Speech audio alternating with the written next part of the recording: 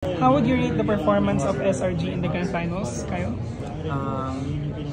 Tingin ko rate ko sa kanila is, for me, 9. Kasi siguro ang dami lang naming error kanina. Tsaka hindi namin na-execute ng tama yung early game namin kasi mga ilang games ata kami na-carry tapos nag-choke lang kami sa late game. Do you think Malaysia still has an easy server or is it easy to read their mind? Para sa akin hindi. Kasi mauutak din yung maglaro yung mga Malaysian. Dapat sa kanila hindi dapat natin sila palitin kasi sa pinakita naman nila kanina napalakas nila. Who do you think is the best player from SRG?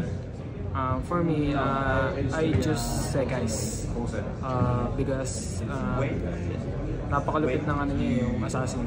Talagang kanyang-kanya talaga yung assassin. Simula nung nakalabang siya last year nung ESL ata yun. Di kasi assassin meta yun so parang hindi pa niya yung time. Siguro ito yung time na binigay sa kanya. Limunto na assassin meta.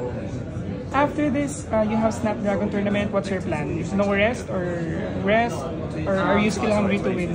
Siguro after this MSC, siguro magpapahinga lang kami ng ilang araw to reset. Then balik ulit kami sa bakbakan. Thank you, Kyle.